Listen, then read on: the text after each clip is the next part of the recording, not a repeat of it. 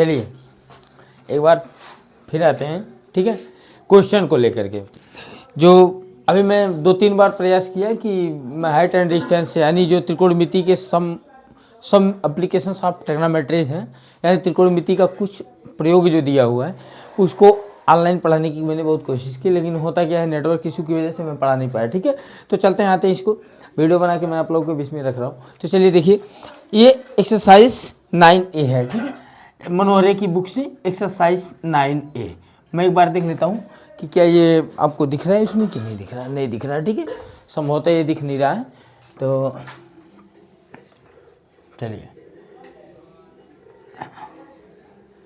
Exercise 9A, इसको हम लोग बारी बारी से एक एक करके क्वेश्चन को सॉल्व करेंगे। ठीक है, तो क्वेश्चन नंबर फर्स्ट कह रहा है क्या, आप लोग जब भी इसको सॉल्व करना होगा तो आप बुक ले लेंगे और उसके बाद फिर मिलाएंगे क्वेश्चन, क्योंकि मैं क्वेश्चन नोट नहीं कर रहा हूँ, क्वेश्चन नोट करने में टाइम लगता है। ठीक है, तो चलिए, कह रहा भूमि के एक बिंदु से जो मीनार के आधार बिंदु से 30 मीटर की दूरी पर है। देखिए, कह रहा है भूमि के एक बिंदु से, तो जमीन जब भी आप देखिए इसका डायग्राम अगर आप लोग को क्या सीखना है ये ध्यान में रखना है कि सीखेंगे क्या, किस तरह से हमको लगाना है। तो जमीन को जब भी बनाएंगे पहले इसके फैक्टर को देख लें। देखिए, जमीन जब भी बनाएंगे आप क्षैतिज बनाएंगे, ऐसे नहीं खड़ा कर देना है। ठीक है, जमीन ऐसे क्षैतिज रेखा जो होगी वो भूमि को दर्शाएगी, पहला नियम।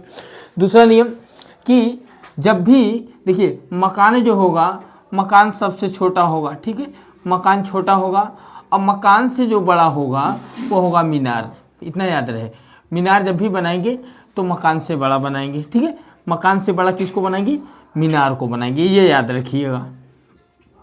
अब मीनार से बड़ा अगर किसी चीज़ को बनाना चाहते हैं तो आपका पहाड़ ही आएगा। ठीक है, इस तरह के क्वेश्चन आपको अगर मिल जाते हैं तो ये तो सिंपल सा कॉन्सेप्ट है ये, जिसको आपको याद रखना है। ठीक है, तो मकान से बड़ा मीनार, मीनार से बड़ा पहाड़। तो कह रहा है जमीन, तो जमीन हम बना लेते हैं, ये हो गई जमीन। जमीन के एक बिंदु से, और कह रहा है जो मीनार के आधार से 30 मीटर की दूरी पर है, तो मीनार आप खड़ा कर लेते हैं, यहाँ पे एक मीनार रख लेते हैं। क्वेश्चन नंबर फर्स्ट है। ठीक है, फर्स्ट का सॉल्यूशन हम यहाँ पे फाइंड करेंगे, क्वेश्चन नंबर पहले का। तो यहाँ से कह रहा है कि ये मीनार है, ये भी हो गया मीनार, और सी बिंदु से मीनार के शिखर, देखिए मीनार के शिखर का उन्नयन कोण 30 अंश है, यानी यहाँ से उन्नयन कोण जब देखेगा, ठीक है, उन्नयन कोण और अवनयन को समझ, उन्नयन उत धन नयन यानी उठा हुआ नयन, यानी आंख को उठाकर जब देखेंगे, नीचे से ऊपर देखेंगे तो आंख को उठा कर देंगे, उन्नयन कोण। और नीचे अव पढ़े होंगे प्रकाश वाले चैप्टर में, अवतल, तो अव माने दबा हुआ होता है, निचला होता है, नीचे झुक के देखेगा तो अवनमन कोण बनेगा।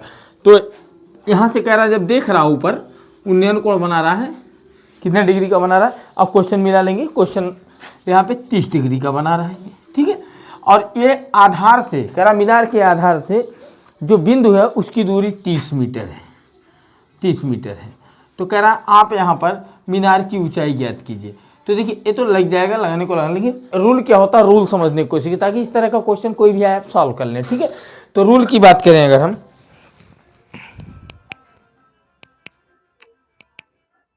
देखिए रूल की बात करें तो आपको कोण देखना है, कोण के सापेक्ष ये दोनों भुजाएं देखनी है। एक वो भुजा देखनी है जो दिया हुआ है, एक वो भुजा देखनी है जो ज्ञात करना है। तो इस कोण के हिसाब से जो दिया हुआ है वह आधार है और जो ज्ञात करना है वह लंब है, यानी ये आधार और ये लंब। तो आधार और लंब वाले का सूत्र का प्रयोग हम करेंगे सीधे। ठीक है, तो यहाँ पे आप जो मानना होगा, माना ए बी क्या है, हमारा मीनार है जिसकी ऊंचाई मान लेंगे h है। ठीक है, सी बिंदु से देख रहा है, बीसी की दूरी 30 मीटर है, इसको आप लिख लेंगे और डायरेक्ट सॉल्व करते हैं। तो यहाँ पे लेंगे tan theta equal P by B, यानी जिसको हम बोलते हैं लंब बटे आधार, परपेंडिकुलर बाई बेस। तो जब पी बाई बी लेंगे तो यहाँ पे देखिए tan थीटा, ये 30 डिग्री लेंगे, tan 30 डिग्री, tan 30 इक्वल हो जाएगा h बाई बेस हो जाएगा 30। tan 30 का वैल्यू होता है, चार्ट में आप देखेंगे 1/√3 मिलेगा आपको, 1/√3 इक्वल h बाई 30, और यहाँ से क्रॉस मल्टीप्लाई आप कर देंगे तो हो जाएगा आपका 30/√3, ये हो गया इक्वल h। अब यहाँ से इसको आप डिवाइड कर सकते हैं, कैसे, देखिए रेशनलाइज करके डिवाइड कर दीजिए, 30 रेशनलाइज कर लिया तो फैक्टराइज करके, दोनों नियम से। तो 30 को आप लिख सकते हैं 10 इंटू, देखिए 10 इंटू √3 इंटू √3 लिख सकते हैं, और नीचे आप लिख देंगे √3। नीचे से 1√3, ऊपर का 1√3 कैंसिल हो गया, h इक्वल आ गया आपका 10√3, यानी ये हो गई मीनार की ऊंचाई। ठीक है, तो अब √3 का वैल्यू भी आप रख सकते हैं यहाँ पे। √3 इक्वल होता है 1.732 यानी 1.732। तो यहाँ पे हो जाएगा h बराबर 10 गुणे 1.732 गुणा करेंगे, एक नंबर उधर खिसक जाएगा, 17.32 मीटर h, ये हो गया मीनार की ऊंचाई। ठीक है, तो ये रहा क्वेश्चन नंबर फर्स्ट का सॉल्यूशन, जो कि बहुत ही सिंपल है, इसको आप देख लेंगे। ठीक है, मिला लेंगे। चलिए क्वेश्चन नंबर सेकंड की बात करते हैं। सेकंड क्वेश्चन क्या कह रहा है, तो इसको हम इरेज कर लेते हैं। ठीक है, आप देख लीजिएगा। चलिए तब तक आप कॉपी करें, मैं उधर देख लेता हूँ। कह रहा आंधी आने से एक पेड़ टूट जाता है। देखिए, तो दूसरा क्वेश्चन है, कह रहा आंधी आता है, तो मान ले रहे हैं एक पेड़ है यहाँ पे, ए भी एक पेड़ है, ए भी एक पेड़ है, और कह रहा आंधी आता है। तो आंधी आने के बाद, वो आधा ना सोचिएगा हाफ वाला आधा नहीं है, आंधी आने का मतलब बहुत तेज से तूफान आया और पेड़ टूट करके गिर गया, टूटेगा ये बीच कहीं से टूट जा रहा है। तो कह रहा आंधी आने से एक पेड़ टूट जाता है और टूटा हुआ भाग इस तरह मुड़ जाता है कि पेड़ का शिखर जो है जमीन को छूने लगता है। यानी यहाँ से मान लीजिए टूट गया, सी से टूटा और सी पर से टूट करके ये तुरंत लटक गया, और जैसे ही लटका कह रहा है ये जमीन को छूने लगा। तो मान ले रहे हैं यहाँ जमीन को छू दे रहा है। ठीक है, दिखने में बड़ा लग रहा है, इससे नहीं मतलब है। मान ले रहे हैं एसी टूटा हुआ भाग है जो लटक जा रहा है, और डी पर जमीन को छू रहा है, जमीन को आप क्षैतिज जैसे बना लीजिए। ठीक है, तो अब मान ले रहे पूरा पहाड़ था हमारा h मीटर ऊंचा, ध्यान से देखिएगा। मान ले रहे पूरा पहाड़ कितना मीटर ऊंचा था, h मीटर ऊंचा, सॉरी पहाड़ नहीं पेड़ है, पूरा पेड़। अब कह रहा है झुकने के बाद वह 30 अंश का कोण बना लेता है, यहाँ पे 30 डिग्री का कोण बनाता है, 30 अंश का कोण बनाता है। और जैसे ही कोण बनाता है, और फिर कह रहा पेड़ के आधार बिंदु की दूरी जहां पेड़ का शिखर जमीन को छूता है 8 मीटर है। यानी पेड़ के आधार बिंदु की दूरी जहां शिखर छू रहा था, छू रहा है, ये आधार बिंदु है, तो कह रहा है इसके बीच की दूरी जो है 8 मीटर है। कितना है, 8 मीटर है। तो ये हो गया 8 मीटर। अब ये कह रहा है कि आपको पेड़ की ऊंचाई ज्ञात कीजिए। ठीक है, पेड़ की ऊंचाई को ज्ञात कीजिए। ठीक है, तो ये हो गया। तो अब ये छू रहा था, ये लिख लिया हमने। अब मान ले रहे हैं जो टूटा हुआ भाग है उसकी लंबाई जो है, जो टूट गया है, ठीक है, इसको मान ले रहे हैं x है। क्या है, x है। तो अगर ये x है तो इसका मतलब ये भी क्या हो जाएगा, यही तो लटका हुआ टूट के, तो ये x हो गया। तो अब ये इतना कितना होगा, ये देखते हैं। ये इतना हो जाएगा आपका h माइनस x, ये हो गया। ठीक है, ये हो गया, ये इतना हो गया h माइनस x। अब चलते हैं, देखिए अब आपको कह रहा पूरा पेड़ बताना, तो पूरा पेड़ बताने के लिए आपको ये भी ज्ञात करना पड़ेगा, ये भी ज्ञात करना पड़ेगा। तो देखिए ये कोण है हमारा थीटा, इसके हिसाब से ये एक साइड लीजिए, किसके साथ, जो दिया हुआ है। तो दिया हुआ, ये दिया हुआ है, इस कोण के हिसाब से ये आधार है, और ये क्या है, कर्ण है। तो आधार और कर्ण का संबंध पहले ले लेते हैं। ठीक है, तो चलेंगे, लेकिन अब लिख लेंगे कि माना ए भी एक क्या है, पेड़ है जो सी पर से टूट करके गिर जाता है, जिसका टूटा हुआ भाग सी है नीचे आकर डी बिंदु पर छूता है।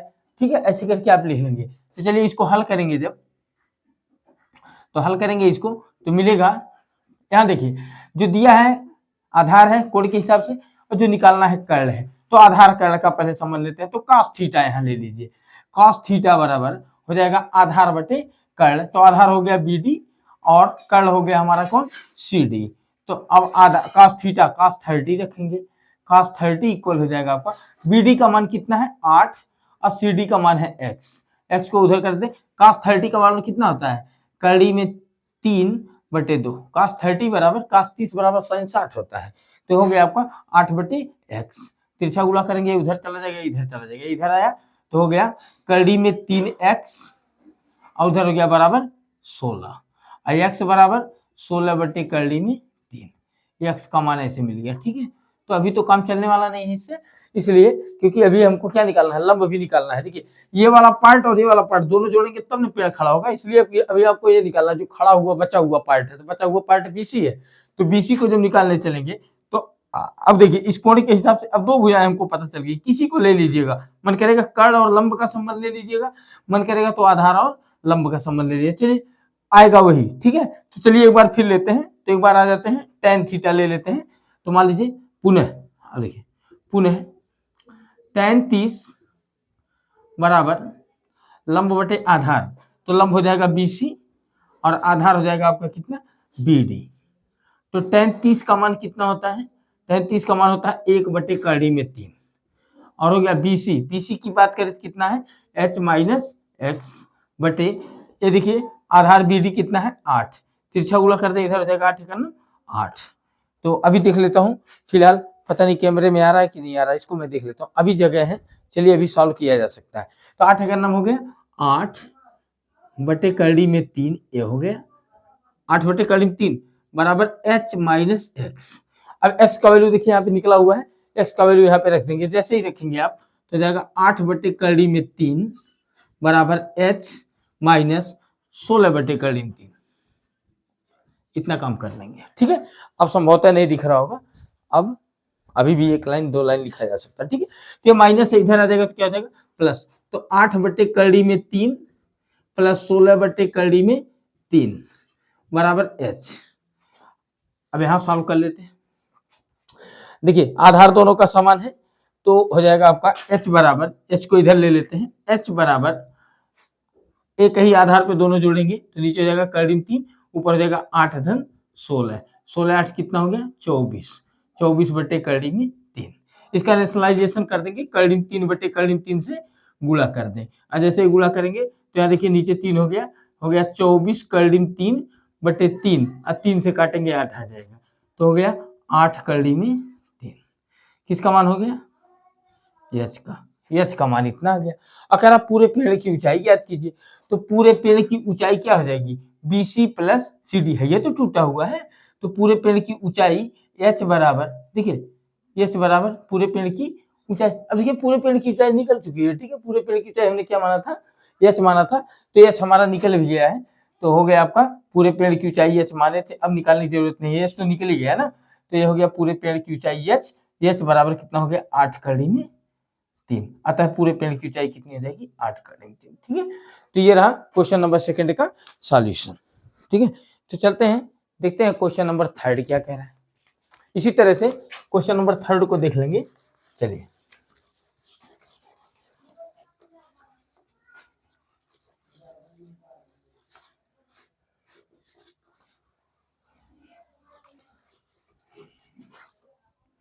क्वेश्चन नंबर 3 की बात करें, कह रहा है एक मकान के आधार से एक मीनार के शीर्ष के उन्नयन कोण की माप 60 अंश है।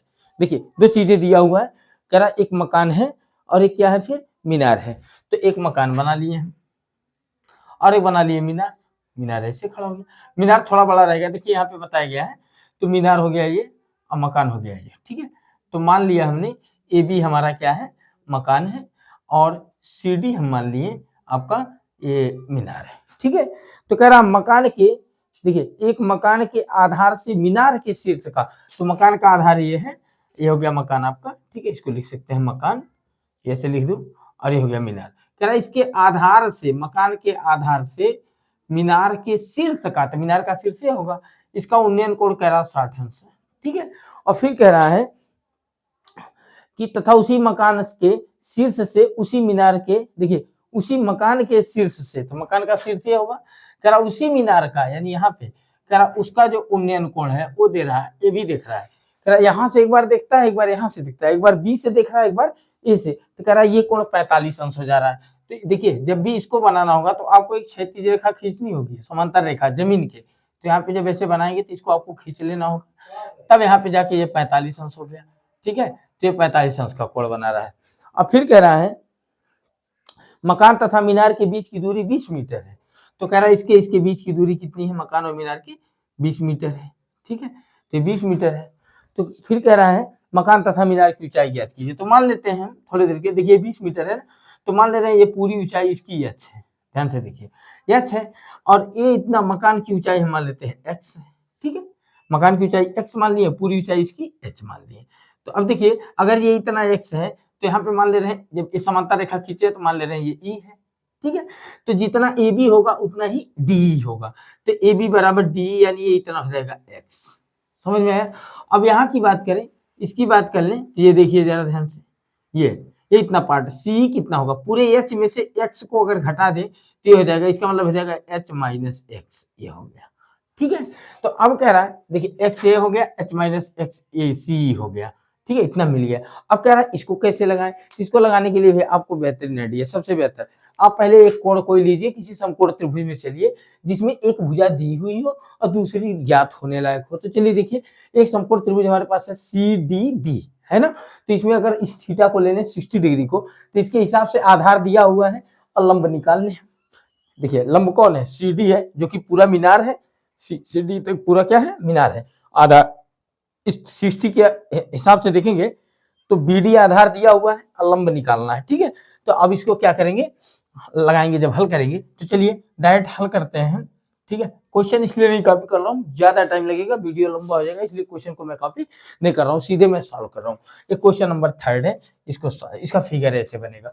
तो चलिए लिखेंगे, किसमें आएंगे, त्रिभुज CDB में, त्रिभुज CDB में। अब एक चीज याद रहे, ना सोचिएगा हम CDB लिखे हैं तो आप भी CDB लिखेंगे, आप कोई भी नाम दे सकते हैं, मतलब इस समकोण त्रिभुज में लेंगे। तो चलिए लंब और आधार का संबंध लेंगे, तो जाएगा tan थीटा बराबर लंब बटे आधार। तो tan 60 लेने जा रहा हूँ, थीटा की जब कितना लूंगा 60 के हिसाब से लंब कौन हो जाएगा आपका CD बटे आधार कौन हो जाएगा BD।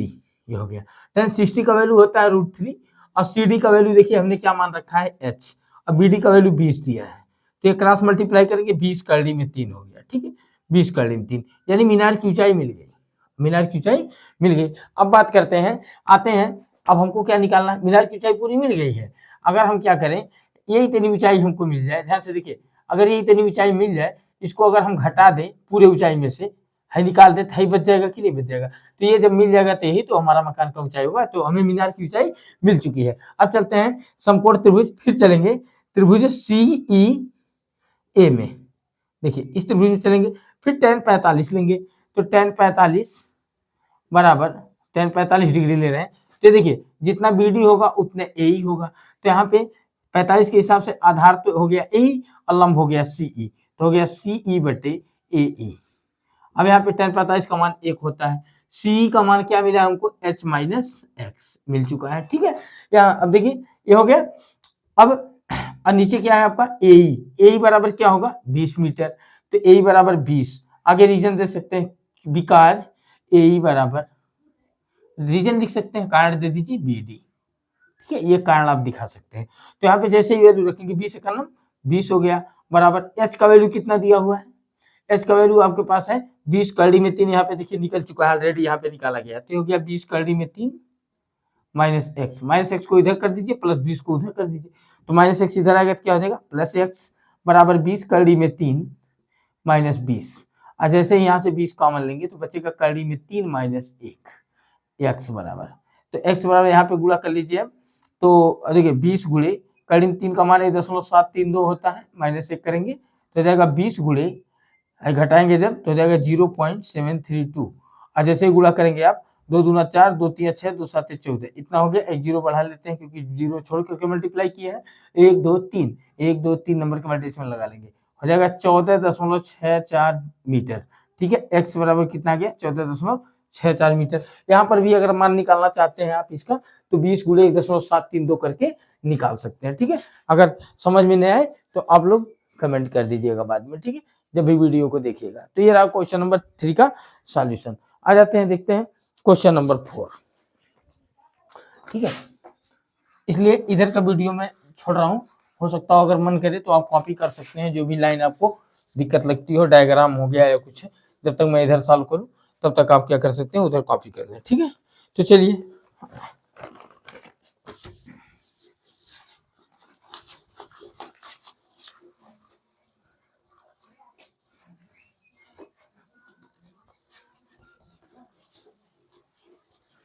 आ जाते हैं क्वेश्चन नंबर 4, देखते हैं।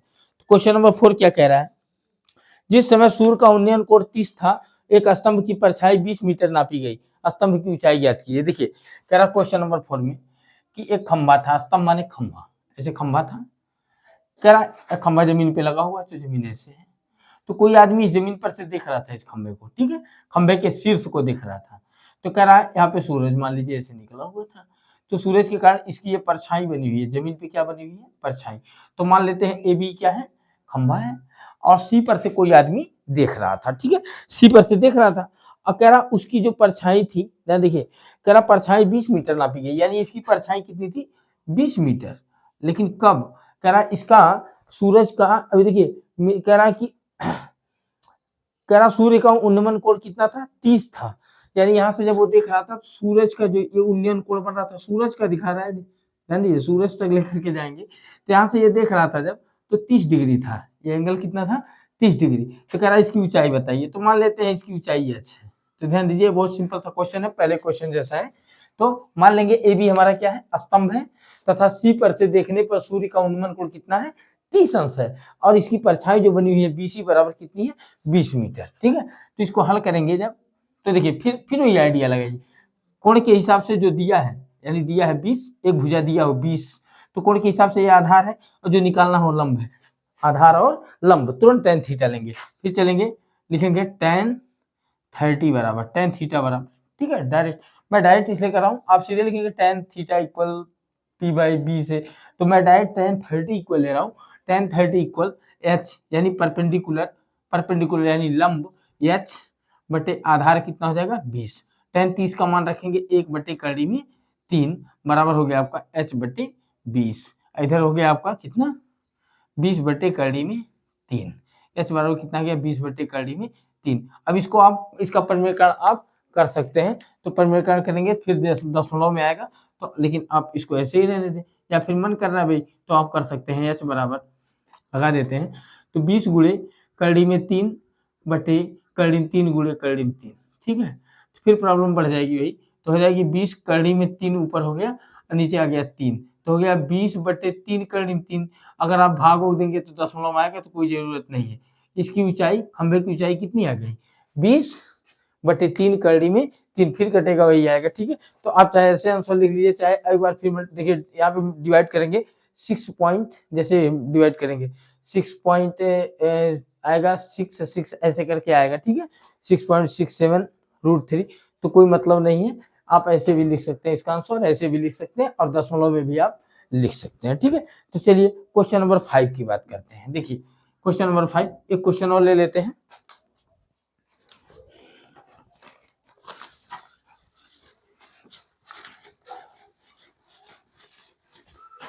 क्वेश्चन नंबर 5 की बात करें, क्वेश्चन नंबर 5 कह रहा है यदि एक मीनार की छाया उसकी लंबाई की कड़ी में 3 गुनी है। देखिए क्वेश्चन नंबर 5 कह रहा है एक मीनार है, तो मीनार हमने बना लिया, खड़ी है, अगर इसकी परछाई बनी है तो परछाई जमीन पे बनी हुई है।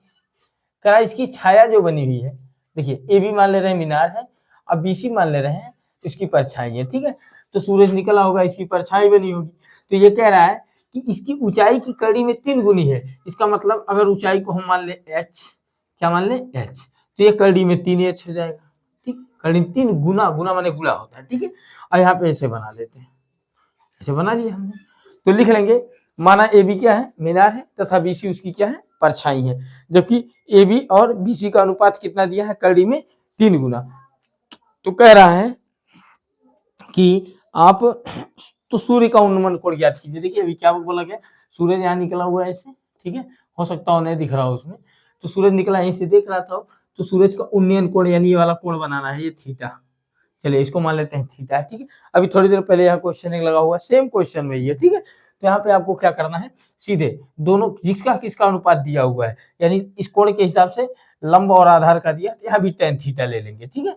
तो लिख लेंगे माना ए बी क्या है, हमारा स्तंभ है, बी सी इसकी परछाई है, तथा सी बिंदु से सूरज को देखने पर इसका उन्नयन कोण कितना बन रहा है, थीटा डिग्री बन रहा है। तो यहाँ पे हो जाएगा आपका, फिर लेंगे tan थीटा इक्वल लंब बटे आधार, यानी ए बी बटे आधार आपका हो जाएगा कितना, बी सी, तो tan थीटा लेंगे, तो tan थीटा तो लिया गया, tan थीटा बराबर लंब कितना माने है h, और आधार कितना माने हैं, कड़ी में 3h हो गया, ठीक है, तो h आपका क्या हो गया, कैंसिल, tan थीटा इक्वल कितना आ गया, 1/3 इतना आया। अब tan थीटा बराबर, देखिए tan थीटा बराबर एक कितने का, tan कितने का वैल्यू है, tan 30 का वैल्यू है, tan 30 का वैल्यू है, तो tan कैंसिल हो गया, थीटा इक्वल कितना आ गया आपका 30 डिग्री। इसका मतलब सूरज का जो उन्नयन कोण था वो कितना था, 30 अंश का था, ठीक है। तो अगर नहीं समझ में आ रहा है तो आप लोग कमेंट बॉक्स में कमेंट करके बताएंगे। चलिए अभी मैं इस पूरे चैप्टर को लाइव पढ़ाने वाला था, लेकिन टेक्निकल इशू यानी नेटवर्क एरर के कारण मैं पढ़ा नहीं पाया, 3 बार मैं लाइव आ करके मैंने पूरी वीडियो को डिलीट मारा है, ठीक है। तो कभी वॉइस का प्रॉब्लम हो जा रहा था, तो कभी ऐसा होता था कि बीच में वो लैंडस्केप मोड में सपोर्ट नहीं कर रहा था नेटवर्क प्रॉब्लम की वजह से। तो चलिए आ जाते हैं क्वेश्चन नंबर 6 की बात करते हैं। क्वेश्चन नंबर 6 क्या कह रहा है, ठीक है, तो क्वेश्चन नंबर 6 कह रहा है सूर्य के प्रकाश में 45 मीटर ऊंची ऊर्ध्वाधर मीनार की छाया 45 करनी में 3 मीटर है। अब देखिए क्वेश्चन सेम है, क्वेश्चन सेम है।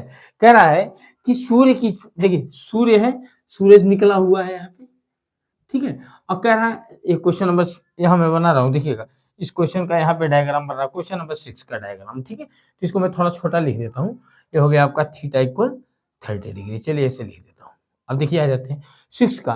कह रहा सूरज निकला हुआ है, तो कह रहा है सूरज निकला हुआ है और देखा गया क्या कि एक मीनार था, तो मान ले रहे ए बी मीनार था, ठीक है। और कह रहा है ये 45 मीटर ऊंचा था, 45 मीटर टावर था, ठीक है। और कह रहा है इसका जो उन्नयन कोण था, नीचे से कोई देख रहा था, इसे देखा सूरज को जब, तो उन्नयन कोण नहीं बता रहा, ठीक है। कह रहा है इसकी परछाई जो बनी थी वो 45 कड़ी में 3 बनी थी, 45 कड़ी में 3 मीटर बनी हुई थी। तो बीसी छाया है जो 45 करनी 3 मीटर। अब बताइए इस क्वेश्चन में कोई अंतर नहीं है, दोनों क्वेश्चन सेम है। बस यहाँ पे आपको क्या किया है, यहाँ एक्स वाई जेड में आपको वेरिएबल्स में ले जाकर के उलझाने की कोशिश किया है। यहाँ पे कांस्टेंट वैल्यू दे दिया है, इंटीजर में दिया है, और ठीक है यहाँ पे देखिए आपको डिजिट में दे दिया, वहां पे वेरिएबल्स में कर दिया है। दोनों क्वेश्चन सेम है। तो कह रहा उस समय आप इसका उन्नयन कोण बताइए, तो ये यहाँ पे थीटा मान लेंगे। तो अगर देखिए 45 फिर कटेगा, फिर वर्टिकल फिर 30 डिग्री आ जाएगा। तो ठीक है, तो इस क्वेश्चन को मैं नहीं सॉल्व करता हूँ, आप लोग इसी बेस पर यहाँ पे प्रैक्टिस कर लीजिएगा, ठीक है। तो आएगा वही आंसर, तो वही आएगा, लगेगा भाई जहाँ एच रखा है वहाँ पे 45 रख देना, 45 रख देना। तो इस क्वेश्चन को आप लोग सॉल्व करेंगे, मैं सॉल्व नहीं करूंगा, ठीक है। तो चलते हैं क्वेश्चन नंबर 7 को देख लेते हैं। देखिए अब क्वेश्चन को कॉपी करूंगा तो हो जाएगा प्रॉब्लम, ठीक है।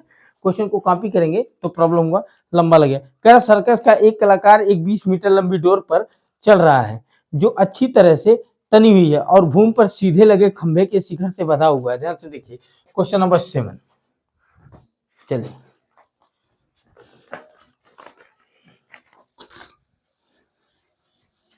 क्वेश्चन नंबर 7 की बात करें। क्वेश्चन नंबर 7 में कह रहा है कि सर्कस है, सर्कस लगा हुआ है, भूमि पर एक खंभा लगा है, ठीक है। एक खंभा मान ले रहे हैं, कोई हाइट होगा करेगा, खंभा चोरी और जमीन पे गाड़ा हुआ है, और कुछ दूरी से, ये देखिए कुछ दूरी से यहाँ पे मान ले रहे हैं, इसी दूरी पर से कह रहा है यहाँ पे एक रस्सी बांध दिया गया है खंभे से कुछ दूरी पे ले जाके, और सर्कस का एक आदमी इसी रस्सी पर ही चढ़ रहा है, ऐसे चढ़ रहा है, ठीक है।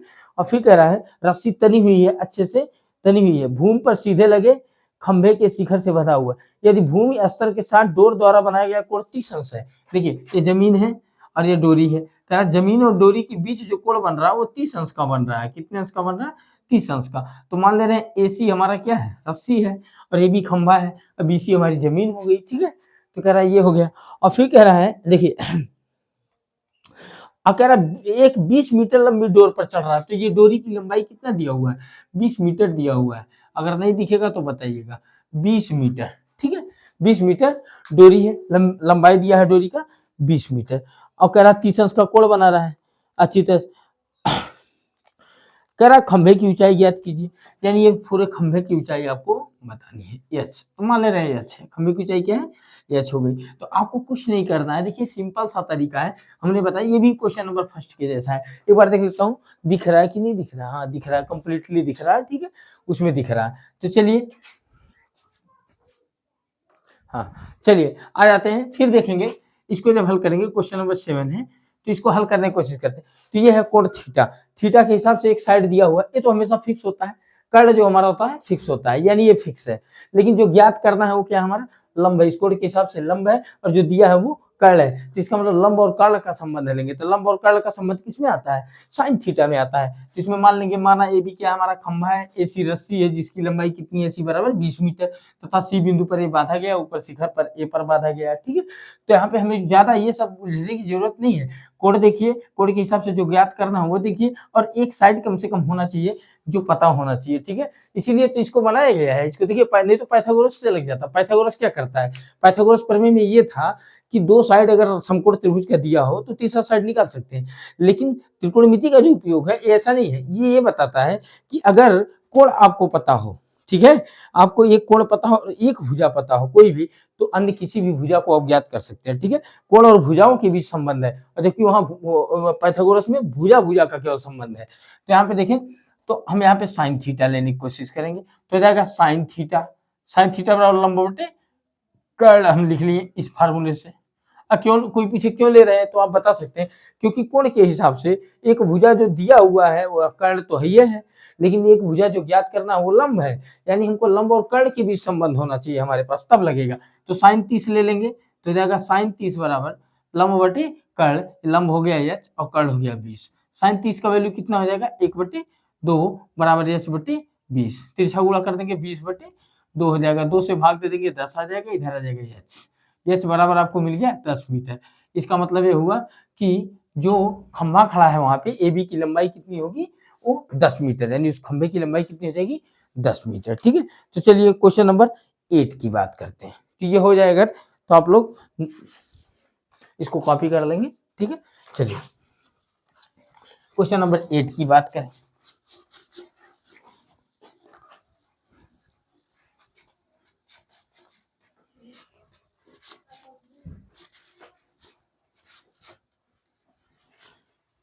चलिए क्वेश्चन नंबर 8 देखते हैं।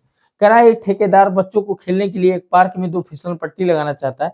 5 वर्ष से कम उम्र के बच्चों के लिए। ये देखिए मेरे पास है, एक बुक में रखा हूँ। ठीक है, ऐसे आप बुक खोलेंगे, बुक में क्वेश्चन नहीं उतार रहा हूँ क्योंकि क्वेश्चन उतारने में टाइम लगेगा। ठीक है, कह रहा फिसल पट्टी लगाना चाहता है, कह रहा बच्चों के लिए 1.5 मीटर की ऊंचाई पर हो और भूमि के साथ 30 अंश के कोण पर झुका, जबकि इससे अधिक उम्र के बच्चों के लिए वह 3 मीटर की ऊंचाई पर एक अधिक ढाल की फिसल पट्टी लगाना चाहता है जो भूमि के साथ 60 अंश का कोण बनाता है। दुई जो फिसल पट्टी बना, फिसल क्या वो खेलते हैं बच्चे, सरकते हैं जिसमें फिसलते हैं, ठीक है, स्लिप करते हैं।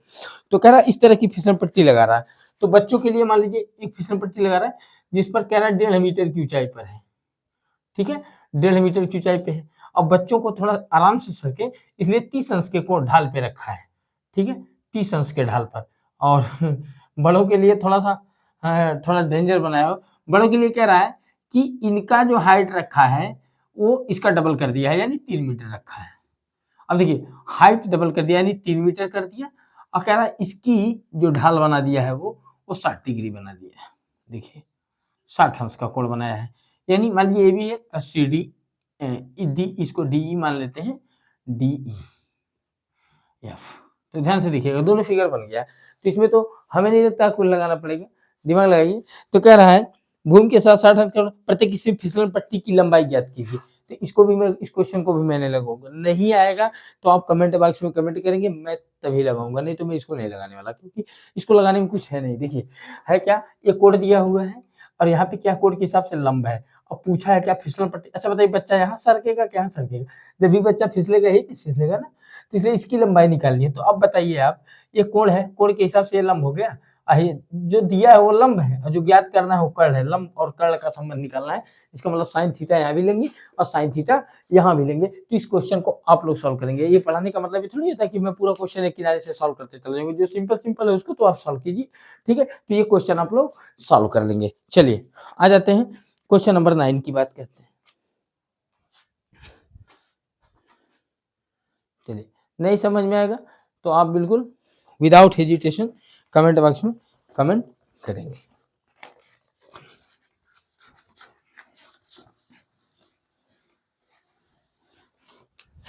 चलिए क्वेश्चन नंबर 9 की बात करते हैं।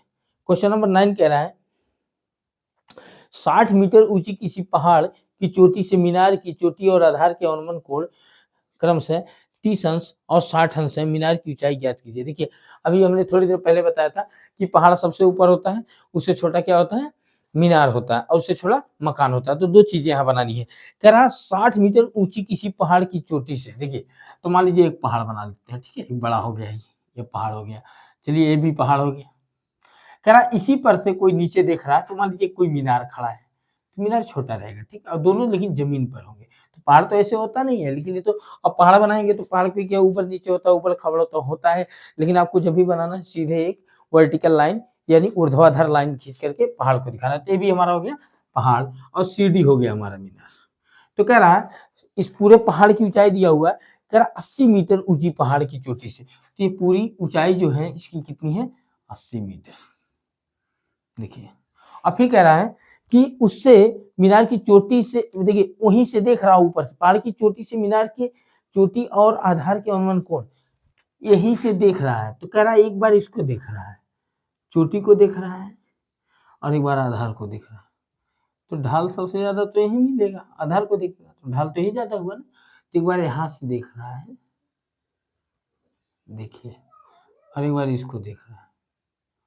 कह रहा जब चोटी को देख रहा है, यानी मीनार की चोटी को देखा, तो अनुमान कोण कुछ और था, और इसको ऐसे मिला लीजिए, ठीक है, ऐसे मिला लीजिए इसके समांतर रेखा, क्योंकि जब भी आपको कोण निकालना हो, इस तरह से ऊपर से देखे, नीचे से देखे, तो आपको कोण निकालना होगा, तो एक रेखा क्षैतिज हमेशा कहाँ से देखनी है, आपको हमेशा जमीन के साथ, जमीन के समांतर रेखा या तो जमीन के साथ कोण बनाना है। तो देखिए, तो ये कह रहा है कि ऊपर से जब यहाँ देखा था तो 30 अंश था कोण, और नीचे जब देखा था तो 60 अंश था कोण, और पूरी ऊंचाई कितनी दी हुई थी, 80 मीटर। तो मान ले रहे हैं इस मीनार की ऊंचाई मान ले रहे हैं x मीटर है, क्या है, x मीटर है, ठीक है। अब यहाँ पे इसको y z जो भी आपको मानना होगा मान सकते हैं। चलिए x मीटर हो गया मीनार की ऊंचाई। अब मान ले रहे हैं, अब फिर ज्ञात क्या करना है, कह रहा मीनार की ऊंचाई ज्ञात कीजिए। अब ध्यान दीजिए, आपको सिर्फ इतना ज्ञात करना, तो अब ये बताइए इतना कितना है, x मीटर, तो है इतना कितना होगा, x मीटर, राइट, ये हो जाएगा x मीटर, ऐसा में। तो आपको क्या करना होगा इसके लिए, पहले देखिए, हम ये वाला पार्ट देख रहे हैं, ये इतना पार्ट कितना हो जाएगा, इतना पार्ट मान लीजिए ए ही है, तो ये इतना, देखिए पूरा ए बी कितना है 80, अब बी से ई तक कितना है x, ए ही निकालना है, तो इसका मतलब हो जाएगा 80 माइनस x मीटर, ठीक है, कौन हो गया, ए बराबर 80 माइनस x मीटर। तो हमको निकालना है x का वैल्यू, तो यहाँ से तो कोई, देखिए इधर से तो आप कुछ नहीं निकाल पाएंगे, इसको लेकर के कुछ निकाल ही नहीं सकते हैं, इसको लेकर जब भी आपको निकालना होगा, देखिए यहाँ से ही निकालेंगे। तो क्या करें हम, पहले इसके सहारे इसको निकाल लें, अब इसी के बराबर क्या हो जाएगा हमारा, c हो जाएगा, c का सहारा लेकर के हम a को निकाल लेंगे, ठीक है। तो पहले इस बड़े त्रिभुज में चलेंगे, तो मान लेंगे ए बी हमारा क्या है, पहाड़ है, सी डी क्या है, मीनार है, ठीक है, सब मानते हुए आप इसको लगाएंगे। तो हल करेंगे, तो पहले चलेंगे बड़े त्रिभुज में, तो बड़े त्रिभुज देखिए, इसके सहारे हम यहाँ पहुंचेंगे, फिर इसके सहारे यहाँ आ जाएंगे, और यहाँ से आके यहाँ का वैल्यू निकाल लेंगे। तो चलिए बड़े त्रिभुज में, त्रिभुज ए बी डी में, ए बी डी में, तो त्रिभुज ए बी डी में देखिए, ये लंब हो गया और ये क्या हो गया, आधार, जिसको मान लेते हैं y है। अगर ये y मीटर है, तो जाहिर सी बात है ये भी कितना हो जाएगा, y मीटर, ठीक है, ये हो गया समांतर रेखा के नियम से, ये y मीटर तो ये भी y मीटर। तो ए बी डी में, त्रिभुज ए बी डी में tan 60 बराबर लंब कितना हो गया, ए बी बटे आधार कितना हो गया, बी डी। tan 60 का वैल्यू कितना था, √3 रख देंगे, ए बी का वैल्यू है आपका 80 मीटर, और ये हो गया कितना, बी डी कितना है आपका, y माने है, y इधर चला गया, √3 इधर आ गया, तो y इक्वल हो गया 80 बटे कड़ी में 3, यानी इतना मीटर हो गया y का वैल्यू, ठीक है, y का वैल्यू मिल गया। अब हम x का वैल्यू निकालने चलेंगे, तो x का वैल्यू अगर मिल जाएगा तो वही मीनार की क्या हो जाएगी, ऊंचाई। तो x का वैल्यू निकालने के लिए आ जाएंगे त्रिभुज ए ई सी में, लिखेंगे त्रिभुज ए ई सी में। तो जब त्रिभुज ए ई सी में आ जाएंगे, तो फिर tan थीटा लेंगे, तो जाएगा tan 30 बराबर, तो इस त्रिभुज में आए हैं, तो लंब हो जाएगा ए बटे आधार हो जाएगा सी ए, ठीक है। तो tan 30 का मान रखेंगे 1 बटे कड़ी में 3 हो जाएगा, और ए का मान कितना है, 80 माइनस एक्स, अब बटे यहाँ देखिए सी का वैल्यू कितना है, y, ठीक है।